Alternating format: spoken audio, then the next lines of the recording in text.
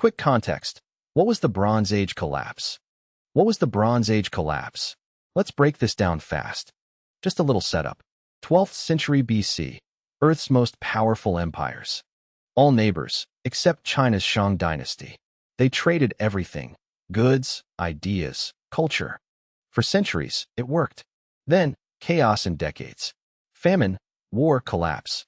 Devastation so bad, writing vanished for ages. Greece? No writing for 500 years. This fall was so extreme, it was called an apocalypse. This video, who survived? Context done. But first, before we see who lived, who died. If you were a leader, chances were slim. They were targets. Invaders and their own people wanted them gone. Leaders failed to provide safety, food, prosperity. Naturally, they got the blame. But it wasn't just bad leaders. Things got worse. Constant war. Life was short for soldiers. Tough for everyone else, too.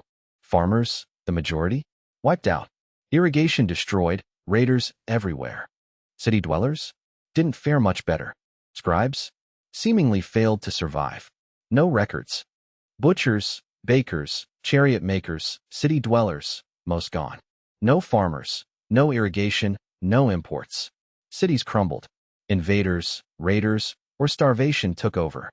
Big cities mostly vanished. Egypt? A major exception. 1077 BC, 100 years after the collapse. Egypt was a shadow. Ramses XI, the last pharaoh, was old and weak. Last of his name. Last native ruler of a united Egypt. His reign? Sadly long. No more god-kings, lavish parties, or grand victories. Economy tanked. Basic goods insane. High taxes for the army. Urban unrest boiled over. Pharaohs fought their own people more than enemies. Rebellions crushed. Egypt survived invasions, unlike others. They hired invaders as mercenaries. Sea peoples, Libyans. Army ate up resources. Pharaoh's power shrank. In the Nile Delta, Tanis rose as a rival to Memphis. Strongman Mendi ruled there. His rise? Mysterious. Likely like Hori in Thebes. Army chief, Grand Vizier, Viceroy, High Priest. Hori took pharaonic titles. Ramses XI? A figurehead.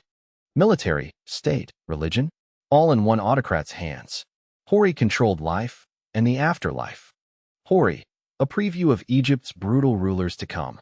After Ramses XI died, Egypt split. Two dynasties, a cold war. Ramses Shi's tomb? A workshop for looting mummies. Even coffin gold was scraped off. State actors likely did it. Big army spending, overtaxed people. Buried wealth was too tempting. New dynasties might not have seen tombs as sacred. Pharaohs bragged of little. Maybe maintained old ruins. Or lied. Isolated Egypt limped on. Those outside the dystopia lived differently. Egyptians blamed the sea peoples for destroying their world. They saw the invasions firsthand. The Eastern Med was plundered. But worse than sea raiders? More insidious forces destroyed Bronze Age empires. Hittite capital Hattusa fell to former subjects and new foes. The Kaskas, mountain warriors, sought revenge. Babylon, Mesopotamia's heart, was sacked by Assyrian king Tukulti-Ninurta. Then the Elamites sacked it again. Southern Mesopotamia plunged into darkness. The Elamites were the most powerful mountain people. Many other kingdoms, cities in Anatolia, Caucasus, Zagros. They clashed with the lowlands for ages. When flatlanders were strong, they raided mountains, demanded tribute. When flatlanders weakened, mountain people flooded in, took tribute, sacked cities.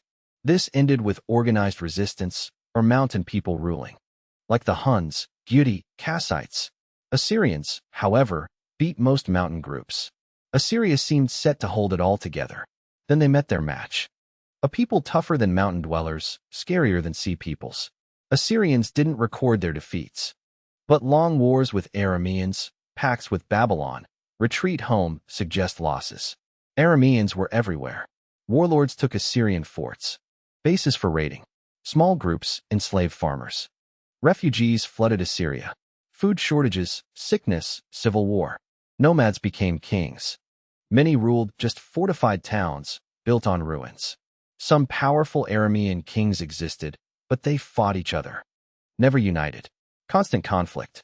West of the Hittite Empire, Neo-Hittite city-states. Aramaeans were gentler here. City-states grew into kingdoms. Maybe cities were tired of Aramean warlords. You want to be king? Defend us from the rest. It worked. Aram Damascus, strongest Aramean kingdom. Raided Hebrew tribes south. Hebrews? Maybe the Habaru from Egyptian records.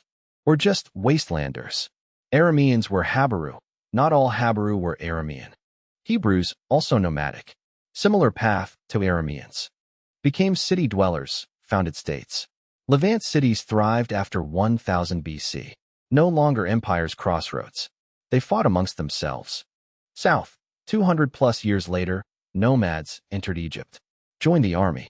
Took over military, government, throne. Libyan pharaoh Shoshenq united Egypt. After the collapse, warlike nomads survived best. Mobility was key. Avoided threats, seized chances. Efficient, low-maintenance society. Small family units. Back to sponsors. This video, bronze. Copper bending. Iron rusting, $2.02 a pound. Also sponsored by my amazing Patreon patrons. Merchants? Likely survived in higher numbers. They traveled, negotiated, escaped danger. Merchants knew languages and customs to trade, even bargain for their lives. Bronze Age collapse. Assyrian king Ashurbanipal built the first zoo amid civil war. Ashurbanipal's priorities? Maybe not. His merchants? Totally nailed getting exotic animals. Like apes and crocodiles. Yep. Moving dangerous cargo through tough spots? These merchants were resourceful survivors. They were seriously good at surviving. Euboea, the rare farming island that actually made it after the collapse. Once a quiet spot, it turned into a fortress with strong, united family farms. Euboeans rose first from their dark ages, founding colonies and bringing back writing. What came after the apocalypse? Assyria. Like this. Check out my other Bronze Age and Ancient Near East vids. Epimetheus here. Thanks for watching.